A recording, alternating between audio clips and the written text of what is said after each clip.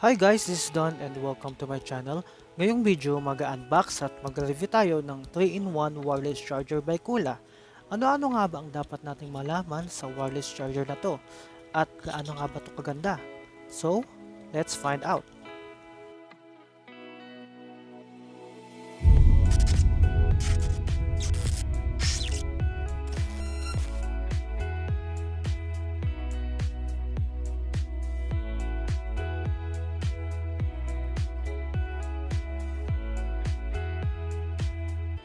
So now, we're gonna unbox this 3-in-1 wireless charger.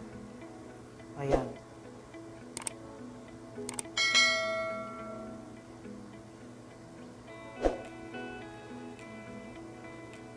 So, ang unang-una nyo pong makikita, yung device na wireless charger 3-in-1 or 3-in-1 wireless charger.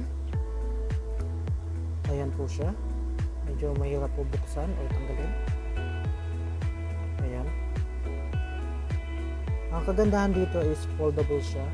Pwedeng pahiga at pwedeng pataas. Ayan. Ang ganda po ng design niya. Premium. And nagustuhan ko yung ibabaw niya. Copper color. Bronze or bronze. At ito po ang kasama niya. Mayroon siyang cable which is Type-C at user manual. Ayan po. Actually guys, isa sa nagustuhan ko dito is folding design at 3-in-1 na din siya. Yun nga, small and thin at easy to carry. Pwede mo siyang ilagay sa bulsa or kung may maliit kang bag, pwede mo siyang i-bag kasi naka-fold po siya at may LED indicator po siya na red and blue. Tapos, at the back, meron siyang Type-C port. At isa sa kagandahan dito, meron siyang FOD protection and intelligent detection, means na-detect niya ang foreign object and control charging output protection equipment like keys, or card, and scissor. So, ganun po siya kaganda. Actually guys, madami na din ako na-try ng mga wireless charger na umiinit talaga yung phone habang naka-charge yung device. Ang kagandahan dito sa wireless charger na to, may mga multiple protection siya. Katulad ng over current protection, over voltage protection, over temperature protection, kagaya nga ng sinabi ko kanina, yung over power protection, under voltage protection, short circuit protection, madalas to sa atin, especially dito sa Pilipinas, may electromagnetic field protection, FOD protection, kagaya ng sinabi ko kanina, at overcharge protection. Ayun po ang magpoprotekta sa ating device. At ang pinakagusto ko dito sa 3-in-1 wireless charger na to ay foldable, pwede pahiga or patayo ng pag-charge, pwede at hanggang pang device like one mobile, one Apple Watch, as long as supported yung wireless charger at yung wireless headset. So in my case, ang nasubukan ko pa lang dito ay yung Samsung Note 8 ko at Soundpeach H1 headset.